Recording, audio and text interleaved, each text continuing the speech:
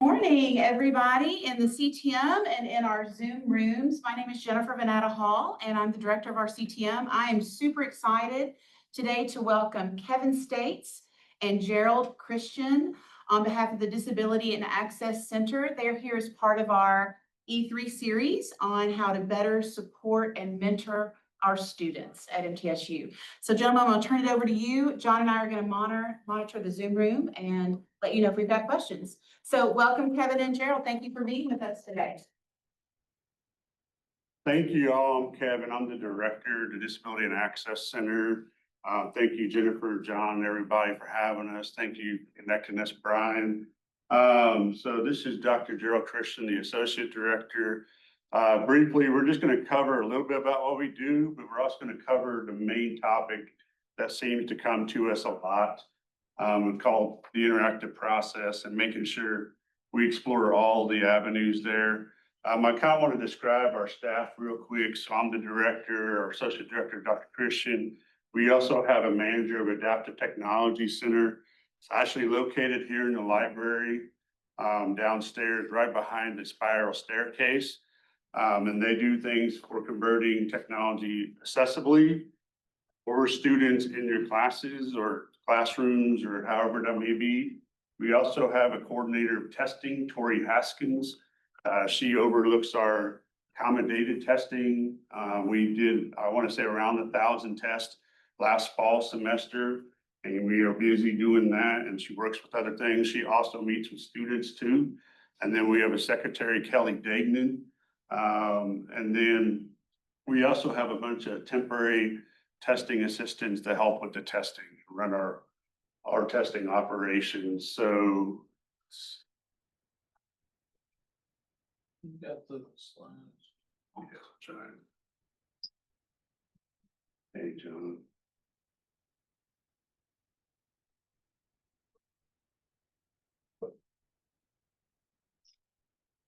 All right. I'm going to let Dr. Christian go over the interactive process and kind of student accommodation part. Yeah, thank you so much for having us. And thanks, Kevin. Super excited to be here. I'll look at the camera a lot. I know we got a lot of Zoom participants. Yeah, thank you so much for taking your time to stop in and learn about disability and the accommodation process. Today's really fun for us. One, it's good to get out of the bunker. You know, we work in a basement with no windows like getting out.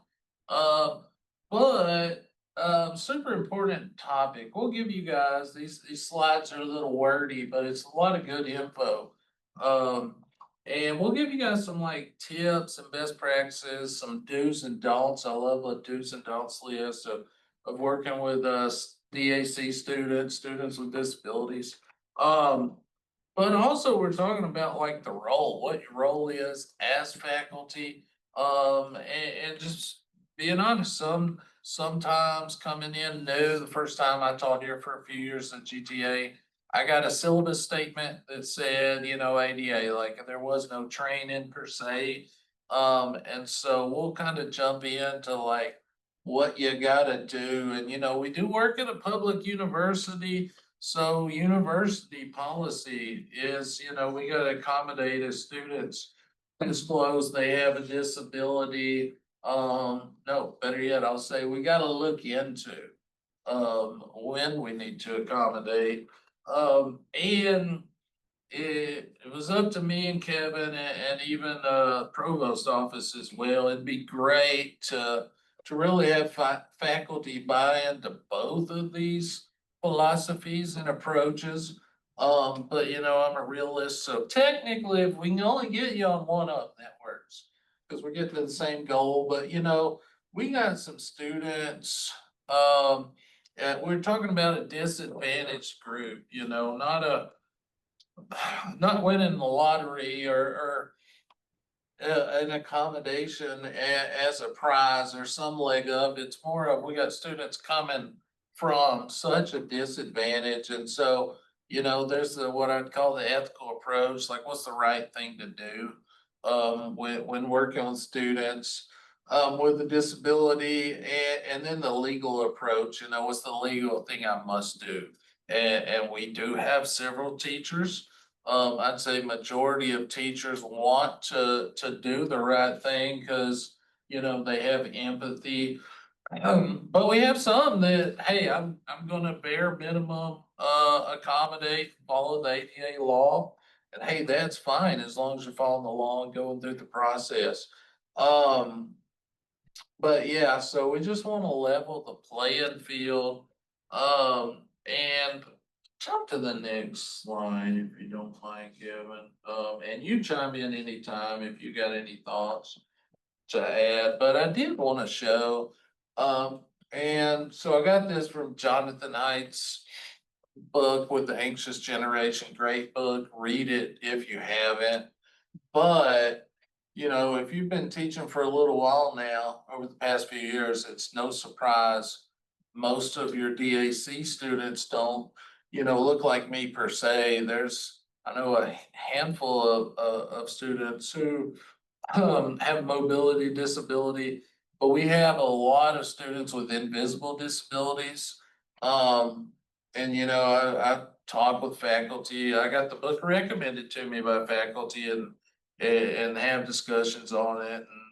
And someone had said, you know, I was talking about the mental health crisis and rise that we're experiencing in America, and somebody I mentioned, yeah, you know, these students, there's less stigma, so they're just more comfortable talking about their feelings, kind of downplaying a little bit.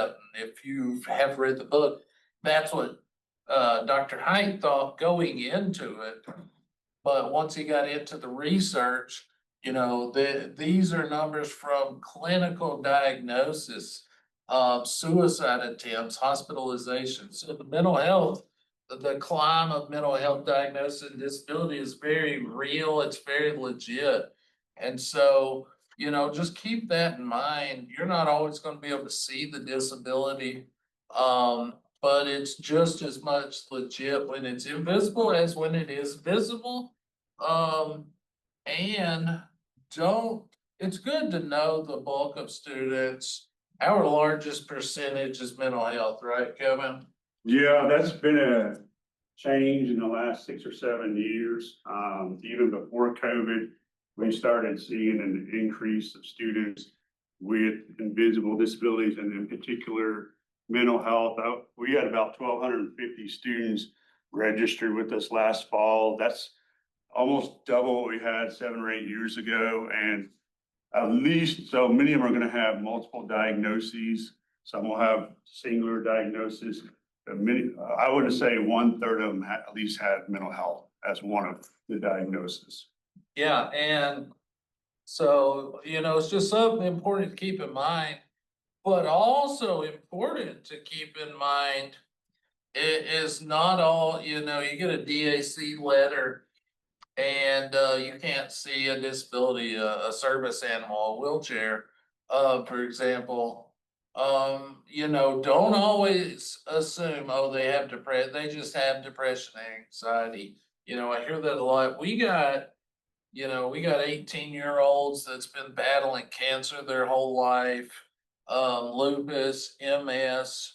You know, sometimes there's uh, physical disabilities, chronic illnesses that appear invisible on the outside. So, you know, from your side, you never know which student that is. So, will you jump on to the next one?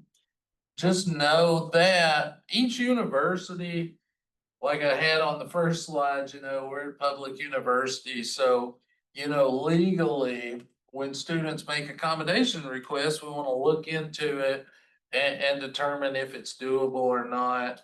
Um, and that's part of it, but each university kinda can accommodate in their, they can have their own system per se, and, you know, something I am kind of proud of is, I feel like, you know, Kevin had this set up before I came into the DAC, that on one side, we kind of really skate down the middle. Some schools just hurdle after hurdle when it comes to documentation.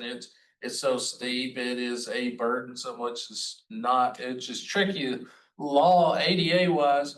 But there are a lot of schools now that are using the honor system where you just show up and say, hey, I have a disability, I need double time on a test, and they just do that.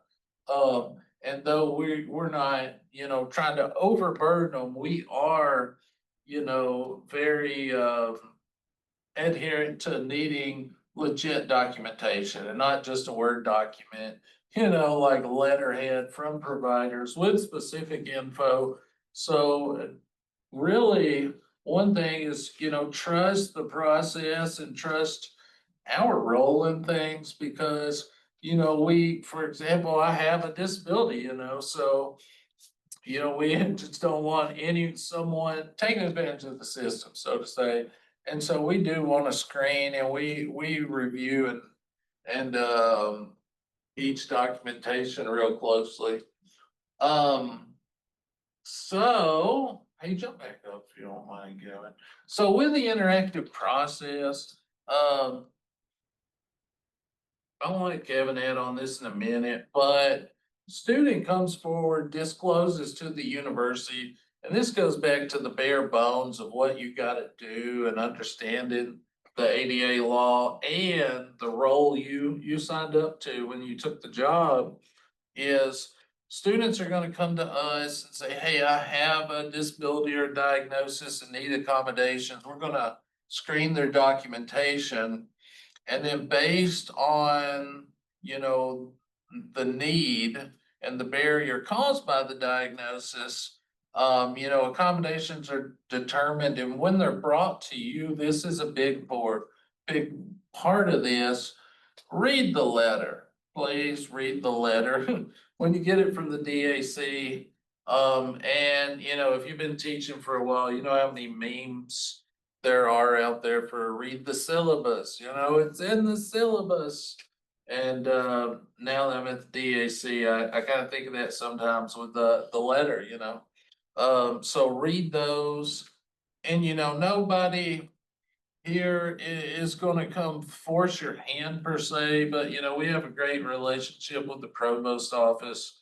And we'll say definitely a best practice, our recommendation and encouragement would be when you get the accommodation letter, if you click and go into the portal, so obviously you can read the accommodations through Outlook and your email. But if you will click the link and read it through our portal, it will show the student on their side, this letter has been read. And so if you don't do that, that student, though you read the accommodation letter, they may be sitting on the other side, it shows it as unread, and they're thinking, oh God, they haven't read my letter. And so it's not a mandate that you have to do that, but it may save you some headaches down the road. Just to log in, take an extra minute, click that button, just give them a little peace of mind. But once you get the letter, big thing is if you're familiar with accommodations, implement them. That is okay. You can talk to students and implement accommodations. But the interactive process, which is a component of the ADA, is more so when maybe you have questions or concerns about the feasibility of an accommodation in your class. And that's where we, as a team and university, we gotta collaborate and we gotta talk. And so technically that is written into the law that, we do need to communicate. And so, going back to like that bare minimum of what we gotta all be doing as a team, and me and Kevin, he can speak on this as well, but we're the disability experts. We got the medical doc and the psychological doc. We know all those details and give you the accommodations, but we're not the content experts. You guys are the content experts, the faculty. And so there is so many different classes at this university, from your traditional history lectures to interactive seminar style classes, to some of these classes are flying airplanes. and giving shots and stuff. So not everything is gonna work all the time. And so that's where the interactive process is so crucial. And if you think there are concerns or questions based on your individual course, reach out and interact with us. And just a disclaimer, we have to look into the accommodation and talk it through. And a big component of that is it's kind of checks and balance system to remove making it too easy for just blanket no's. And no, not possible. Okay. Um, and so, okay, why not?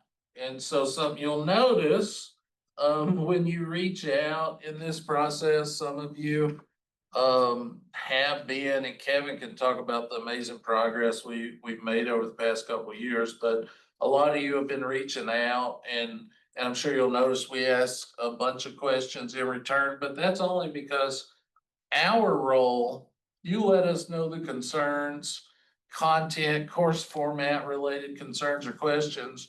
And our role is to think of additional questions. Okay, that's not possible. What about this? For example, more rare accommodation. We had one recently, like alternatives to oral speeches.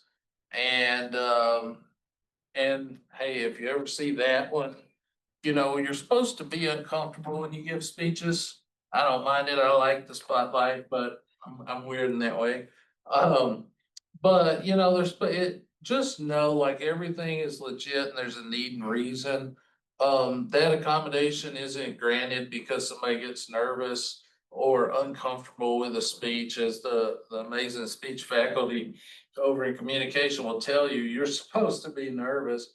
But more so, one student, if she spoke in front of other people, she would vomit or pick herself till she bleeds, which you don't want in your classroom anyways, a little disruptive. And so like, there's a barrier there, like there's a literal trigger. And so let's work it out if we can. And sometimes faculty, that's where we work with you and trust your judgment on what's best. One faculty might say, hey, record your presentations and I'll review them that way. Another faculty will say, hey, let's do, whether in the office or on Zoom, let's do a one-on-one speech, and that's where, hey, that's your call. Just let us know if you have questions or anything. But it was kind of a capstone into the program speech, and this department and faculty and chair did a great job, reached out, huge culminating type speech. And so after we just went back and forth and had a meeting, one of the biggest components was speaking about what you've learned in this whole degree, but then also being able to take questions on it. So we worked out, recording the speech, showing it to the whole class, and then taking questions afterwards, because it's a little more conversational than a formal speech in front of people. So a lot of disability is just getting creative. But know that our role is to ask questions, and the ADA even writes in like we're supposed to do it in good faith, which means come in with an open mind. Do you want to kind of explain good faith? Yeah, so good faith in general is to explore all the options. Real quick, before we go through that, when you get the letter, if you have a question, don't go to the student unless you're ready to implement. If you have a question, reach out to our office, because, and I know Dr. Christian will explore that a little bit, but come to us because we're here to make your classroom, if it is possible, accessible. Like I think Dr. Christian mentioned also, where we're traditionally meeting with students, majority of times it's for the general course load, it's not for one specific course. So come to us. But the good faith effort is to explore all the possibilities and say, hey, okay, if you have a question, trying to think about, okay, are there alternatives? And not just saying, okay, sometimes we have professors that may say, you can see the difference traditionally. So sometimes we'll have professors say, hey, I thought about this and I'm not figuring it out. Can you guys help me? And it's attitudes. Attitudes are big in regards to disability law. From what our trainings have exposed us to and all that. But it's also just coming to with a chance to think of another alternative. And in the end, for example, if there's not a possible alternative, then we explored it. But if you guys are coming to us with, hey, this doesn't apply to my class, or, I thought about this way, but not really trying to think of any other alternatives, that could maybe be seen as maybe not good faith effort.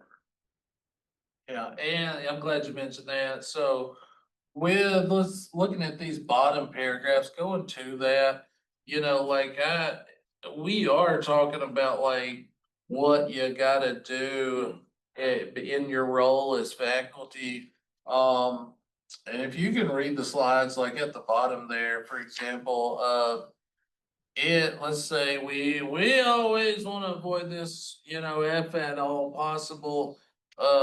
But worst case scenario, if this got to a lawsuit and a court case and all that, just a worst case imaginable, like even judges recognize when universities make the effort and in good faith look at, okay, if it's not possible, why? Needs to be a justifiable reason, not just no, blanket statements are the worst like that. And did y'all consider other things? And not doing that, even if you got the right decision, not doing that can make you, you can end up liable and coming out of it in a negative way in some way. Or come to the wrong decision, but you in good faith were communicating with your university and administration, that wins you some favor. So, come into it with an open mind. Can I cover Yeah. some examples? So, like Dr. Christian mentioned one about speeches, and there's times we do understand that there are some accommodations that may seem like, oh, this is a unique request. And I'll be honest, I do consider ourselves pretty in the middle, like Dr. Christian mentioned earlier. We're not just giving them out. We go through an in-depth process when it comes to certain accommodations and those kind of things. So you mentioned the one about oral speech and those kind of things as an alternative, and we kind of collaborated. And it did probably take few emails and probably 30 to 45-minute meeting. So sometimes it does take a little bit of time to kind of go through these. And so a couple another example I can think of is when we've had a student, I think you mentioned, for example, unfortunately, we've had students with cancer. Quite a few, unfortunately, more than we hope to see. And so this is an example, but if somebody's doing chemo and sick in bed and those kind of things, and they're signed up for an in-person class, maybe they just found out that has happened. They found out they're in the middle of the semester, and we've had to look into maybe making the class be remote. If it's possible, sometimes it may not be. And so we've had some good cases where professors or departments have worked with us to see, okay, is this possible? And going through the list and maybe watching the recordings or maybe some attendance things or those kind of scenarios. And unfortunately, we've seen the flip side where we've had professors come to us, what I would consider might be some things not worth negotiating on. I've had a professor one time ask us because, and it was kind of a slip up on their end, they forgot to extra time on a test, a very basic thing, 50%. And, the student was frustrated and said, this is like the second time this has happened. So we go to the instructor, and the instructor, I don't know if they were in a bad day or whatever, but they were like, well, you're not even paying us on time. And I'm like, well, I think you got the wrong department. You might need to go somewhere else, or we've had professors. We actually had a professor one time with a student that needed captioning or cart live stream captioning, and the professor did not want to be recorded. The agency we paid for just needed access to the materials. And that professor told us they're just not gonna teach because they don't want to be recorded. And we've had things like that.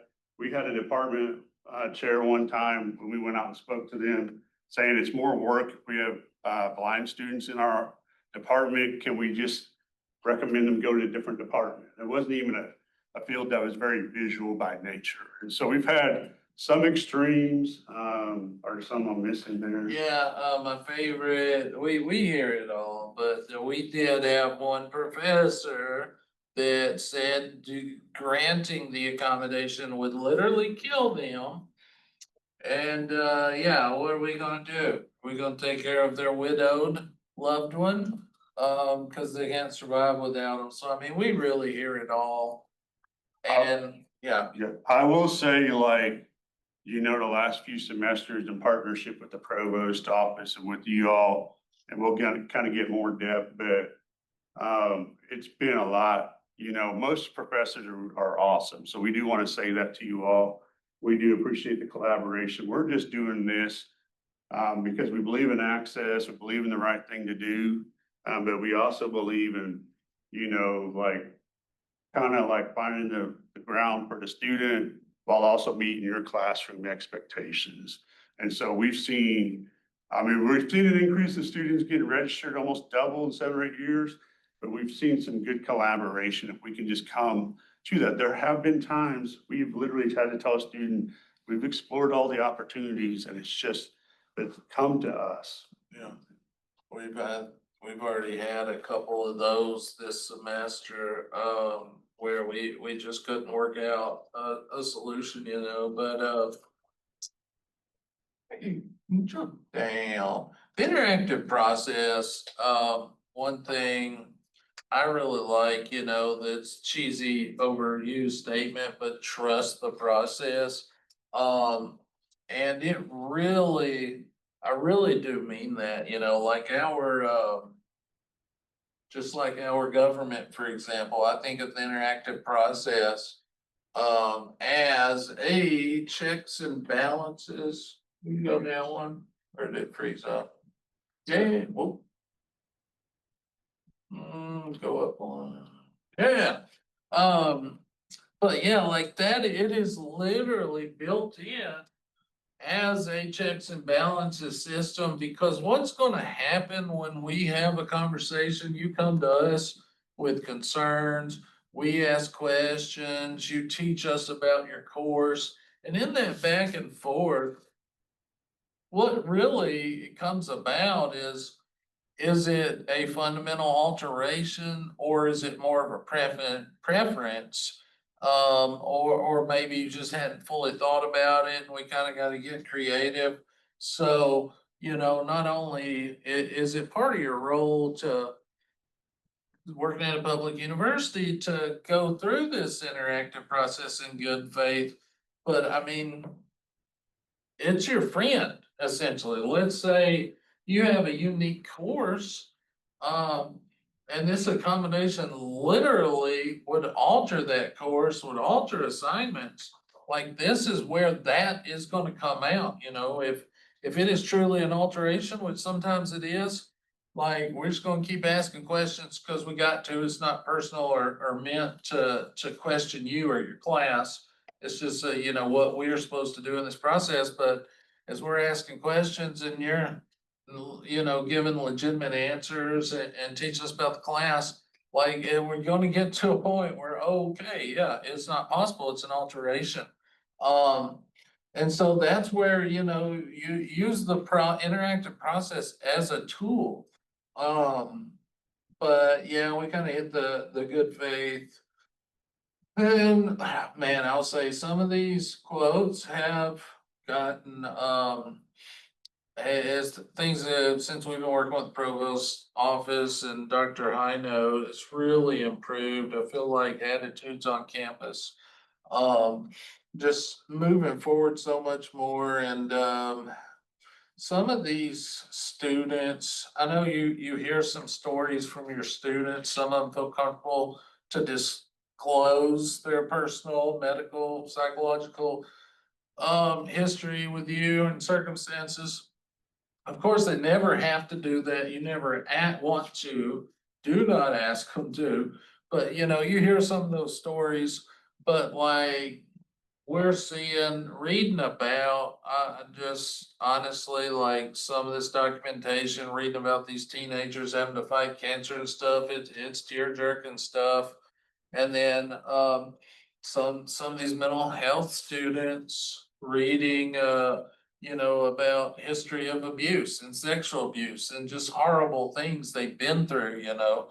And so keep that in mind. That's the population. These are real people, someone's loved one experiencing real trauma, real disadvantages.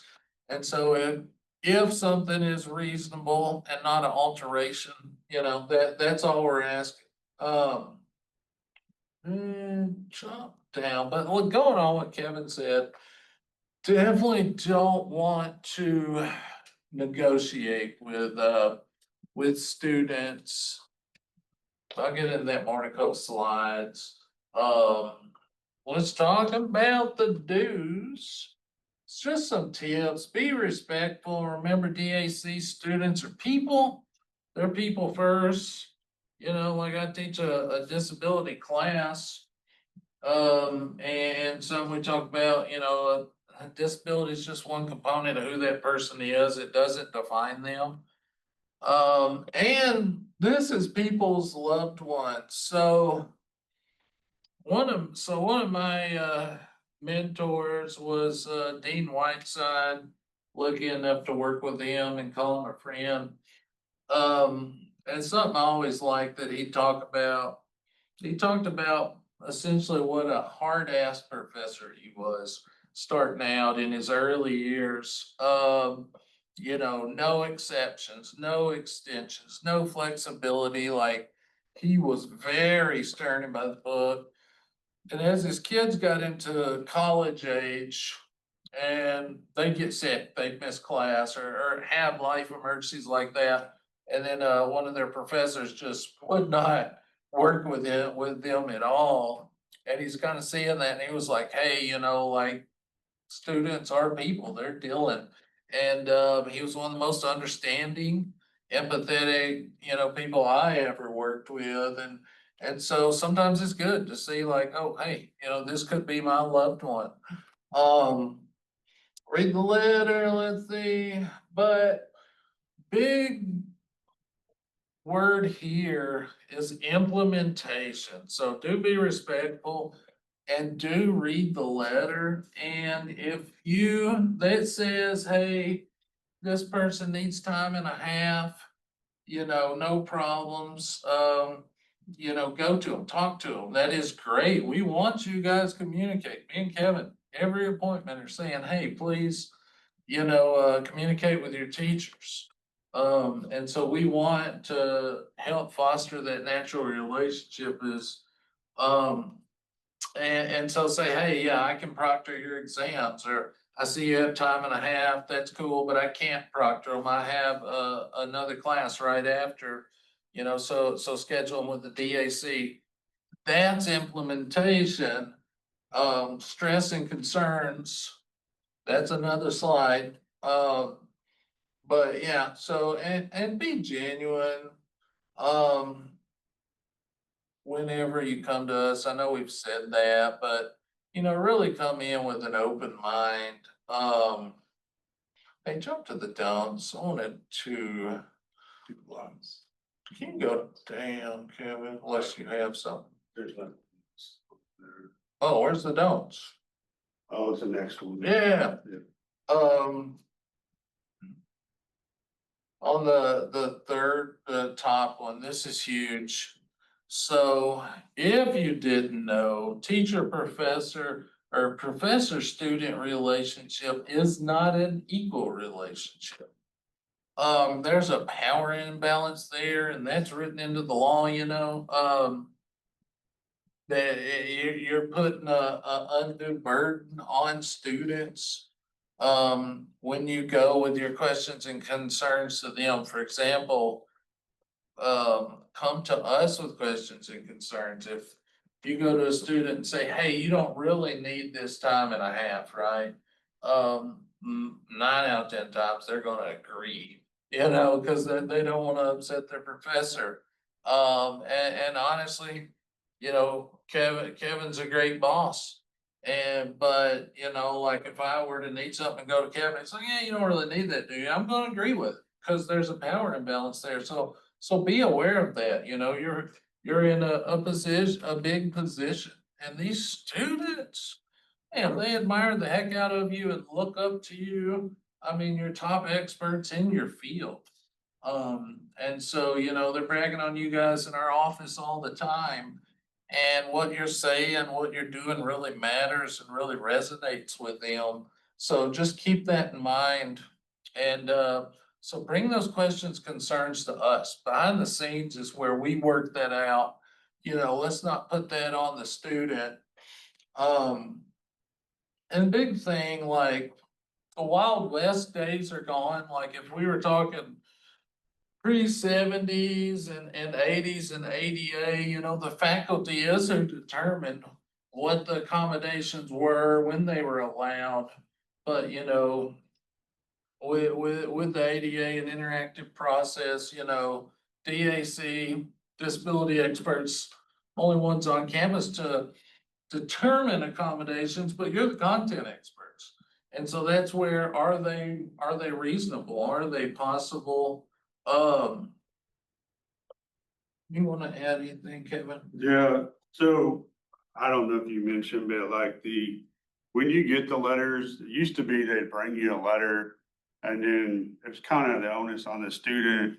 But in the last decade or so, it's not just us doing this. There's been legal consultation on this and trainings. When you guys get the letter, we do encourage the students when we meet with them, communicate with you all.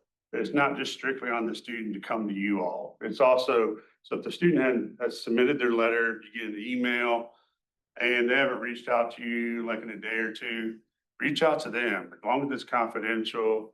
I think that's that part, but then if you guys, we really, I know sometimes you know, there's that stigma from faculty that we, you know, coming with like legal perspectives, we really don't want to come that way. And so if there, but if you guys do not go through the process of, you know, the interactive of really trying to explore and ignoring our emails and calls and not, you know, going through the process, we do very rarely, and it's been less, we do have to submit a denial. And you guys, I know Dr. Christian will cover it a little bit more in a second, but that is saying you guys are okay. That's not saying, like, we sometimes will actually say an accommodation may not apply to the class. That's okay if we went interactive or we all decided to collaborate. But if you guys just flat out do not interact, and we've tried over and over, I probably have done it. We probably had this form out in collaboration with academic, our supervision and those kind of things, and all campus constituents. Probably submitted about 10, 15 of these about 5 or 6 years. It's rare. I don't think I had to submit one, maybe one last year. Hopefully we don't have to, and most of the time, but there are a lot of steps to that, so. Yeah, and the one didn't go all the way through, did it? The one. Most of them don't. Yeah. You know, most of them will stop at the, because when you're signing off, you're saying, what did you do? Your boss has got to sign off on it, the chair, the dean, and then it goes through the academic side, the provost office and those kind of things. And cause, yeah, I'm so glad you brought that up. Yeah, denial form, you know, kind of had heard some teachers say like, oh, hey, so there's a form to kind of get around accommodations per se. You know, the interactive process where we're talking is where we're seeing what's possible, what's not possible. So denial form means that our office has advised you on, you know, what we're asking to do, the legal process, interactive process we're trying to go through. And, you know, you're not listening, essentially. It's more honestly to protect our office, and in the case, you know, some you're putting your name on it, and your boss, your chair's gotta put their name on it. The one time where I had it come up, the chair was like, I'm not signing that, like taking DAC's recommendation advice or the provost. So you're kind of signing off like, hey, you're standing by your decision and your chair's gotta stand by it. So yeah, it's tricky, and that's nuclear stuff. If we're having healthy conversations and we're asking the right questions, you're answering the questions, clarifying, elaborating, it need not ever get there. And that's usually, the thing there is just not, people not communicating. Real quick on that third point. Bes- We have 2 minutes. Appreciate it. Besides not putting the student, it legally saying it's burdensome to put a student in a situation to negotiate or justify their own accommodations because the power imbalance. Also, like you guys aren't trained to have those difficult, tricky conversations of when things can't work out. That's another great reason to bring us in, because like Kevin said, we had to do that. There was accommodation this semester that just couldn't work. And so that is a tightrope conversation that we gotta have with students, and we're trained to have with students. You might accidentally say it the wrong way or say something that might not come across well or look good in a court down the road. So know that we have your best interests at heart, like even if MTSU has a lot of great faculty and just population wise, I don't even know, thousands, hundreds, thousands. So a lot of faculty out there, definitely don't know all of them. But I've been at MTSU since '02, and then I've worked at MTSU since 2014. Even if I don't know you, I don't want MTSU in the news. So no matter what, me and Kevin are gonna advise. I always try to say, like, think of us as your disability advisors, disability consultants. We're gonna, even if we don't know you, haven't worked with you before, we don't want MTSU in the news. We don't want you to look bad. We don't want academic affairs, the university as a whole, to look bad. So a lot of times the questions we ask and the things we're doing and saying is to help you guys. But I get it, like academic freedom in your class is your class, it's your baby. And so I've taught, and so I know how kind of violating it can feel when an outsider kind of comes in like, hey, you built this class, this is your baby, and I'm asking you questions on it and I'm saying things about it. But just know it's never meant as offense, and we're only trying to help you guys and making sure students are getting what they need. Can you jump down? I would say, I'll let you explain the FAQs, or you wanna take those, cause we can pull up one of those if you want. Can we put some of those, Josh? I'll go ahead and, Talk about how FAQs came. yeah, so real quick, in collaboration, we did meet with, in the summer of 2024. We met with about 20 faculty, that we consider that have been very communicative and great resources, and we collaborated with Dr. High-Note and other people from the provost and other offices, our ADA, our legal team and all that.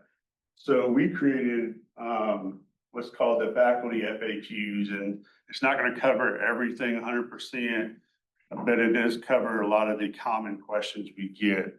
And with the growth that we've seen, we hope this was ran by our faculty liaisons, and we also created a smaller faculty liaison team. They've been great resources to communicate with. But the faculty FAQs are there to kind of maybe alleviate some concerns, where you come to us, say, see if this is out there, see if it answers your question. Sometimes we know, and then if it doesn't answer your question, come to us. That's not to say we're not glad to talk to you, we are. It's just something that may have already been there and it's just there for you. Yeah, for sure. And I mean, hey, you are an expert on research and research minded. So that's kind of how we collaborated with faculty, came up with this, and this is a way with controversial or a little more circumstantial, unique accommodations we get more questions about. That's how we base the FAQs. But it's kind of a way for you to have freedom and access to information on your own if you want that. But then definitely come to us, and if you'll click on, like, say, oh, hey, do you mind clicking on the interactive accommodation protocol? The third one. Yeah, it's actually, I forgot it's on there. Right. So each one of these, like, for example, the one that says, what is modified attendance? It's a little brief description, but if you click, it goes more. So yeah, great stuff here. Utilize the full resources real quick, and then we'll do questions. So this is extremely important. And the last time we did a workshop, I don't think all the faculty said they knew about this. I encourage you to take the time to read these, because this is, me and Kevin have mainly just been talking about, 3 through 6 today, that interactive process.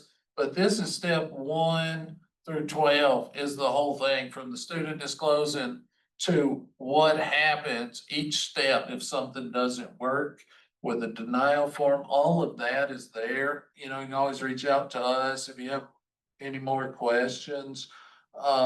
But this is, as Lance Alexis called it, it's kind of the grievance process per se. And because something to know, and I forgot to add this, with that denial form, not only are you saying like, hey, I didn't take your advice per se, but it isn't like just, hey, this whole thing's done.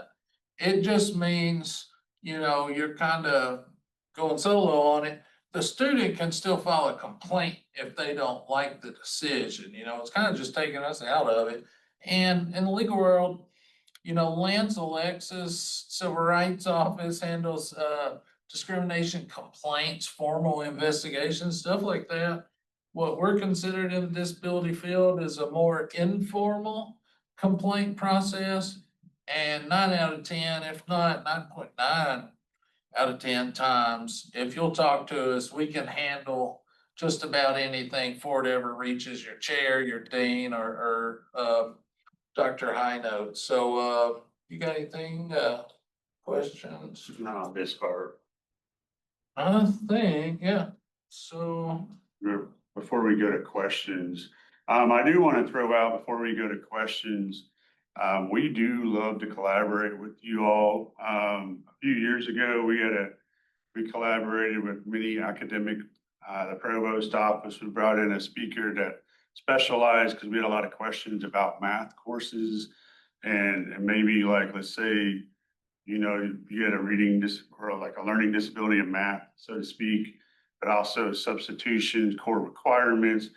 But he also covered different topics in addition to math, because he worked with other legal consultants in the disability world and seen a lot. We did that a few years ago, pre-COVID. We brought in a consultant for all disability stuff. We also had a comedian about 5 or 6 years ago. We worked with staff and also faculty, and brought in a comedian. And I'm saying that to say we want to bring in, we've got that faculty liaison team. We do want to give the students an opportunity to participate like any student if possible. So I do want to throw that out and appreciate you all.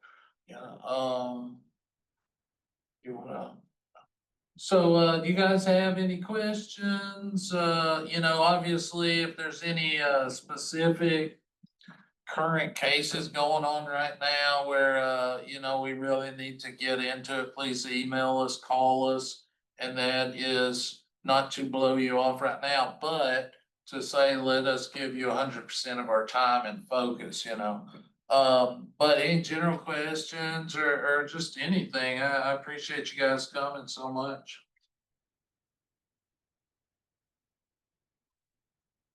All right, so we're taking questions from the Zoom room. Anybody would like to type in a question or a comment for Kevin or Gerald?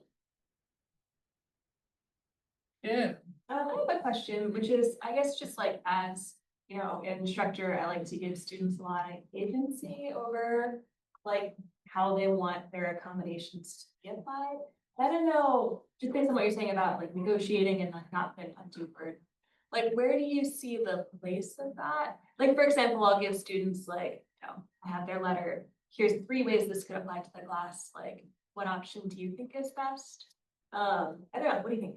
yeah, so, and on Zoom, if you couldn't hear, she was asking like, just kind of like to give students HC autonomy and like let them help. And how accommodations are implemented when there's flexibility for that. And I'll say, honestly, in the ADA field, Lance Alexis handles, faculty accommodations. You got a disability right now and you call him for accommodation, he's gonna say, what accommodation do you think would best help it? So that's a great tactic, and I mean, it's awesome, you should be commended. So it is A-okay to do that. But I would say, when it comes to those 2 or 3 options, if you're going that route, you make sure those are good with you, and it's not anything that goes against you or your course. And they're all in your eyes, alternate but equivalent, and we're getting those core learning objectives and outcomes through. I think the key, as mentioned earlier, was good faith. And so like if you're coming in, and also what you mentioned is just like, are you okay with those? So as long as it meets the accommodation letter and it meets what you need, it's fine. Where we get concerned would be if a professor was to negotiate a different from what's on the letter. Yeah. And so like, that's the key, is just sticking to.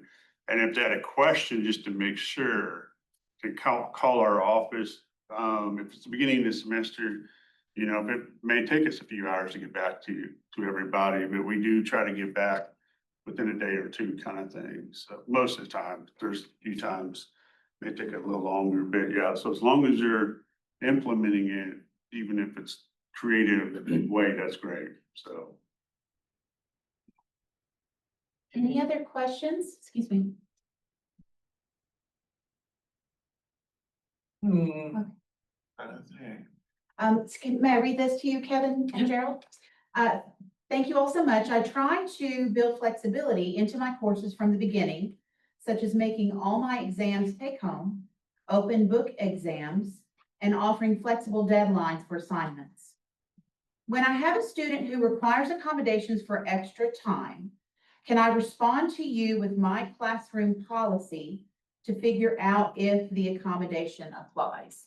Yeah, great question. So when you get that letter, just go ahead and reply to that email to the main DAC email with, hey, here's how my class is set up, or, oh, hey, this is an issue, just whatever. And what they're gonna do, the front desk is gonna get that, pass it to me and Kevin, and whoever can get to it first will answer it. But, yeah, that's great. Sounds like you're taking a real universal design. And hey, it isn't just dealing with disability. There's students out there dealing with multiple jobs and single parents and poverty and God knows what. So hey, let's accommodate everybody if we can. That'd be great. The only thing I would say is, so and you're doing it with good faith from the right point. I have seen professors where one semester, hey, can you do this accommodation? They're upset and they don't want to do it. So the next semester, they kind of try to structure their class around accommodations. And so with that, I know that's not what you're doing, but I say that just to say, like with the exams, just do unlimited time if you're going that route. Because if you used to do 2 hours and you had a student with double time, so you're like, I'm just gonna give everybody 4 hours, so they don't need the double time. Well, on paper, they get double time, so now everybody gets 4 hours, that student gets 8 hours.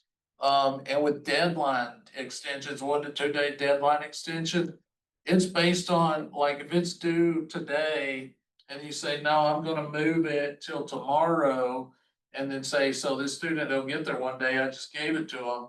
that one day is based on what everybody else got. It's always what the general class got, and then you add the extra time and stuff. But just shoot it to us. I think that helps everybody, and that's just great. for And I would say if you have a question, definitely shoot it to us. Do not copy the student. We've seen Yeah. that come up. And also I would say, now if you're implementing it and you're just confirming it, that's fine. You copy the student. But if you're sitting there saying they don't need it and they like using 4 hours, 2 to 4 hours, they have plenty of time. That is technically not accurate. You know, everybody should have plenty of time. Students may use more than the plenty of time for other things. So if it's a question or you're not sure, email us, take the student out of that. Yeah, and great job. That's a great teaching strategy. And I'll add, some of these students, it is not easy for them to ask for help. There's stigma around disability and accommodations. They don't want to come to us. They don't want to have to need double time or time and a half. And so they're kind of coming in at a vulnerable spot. And so if you CC them, and even if you don't mean bad, but if you say something that is kind of, putting a cloud on accommodations in general, yeah, it has more of an impact than you think. And extensions is a big one. This is just, it can be a weird cycle. Like I've seen a student will have mental health and they'll have the deadline extension accommodation.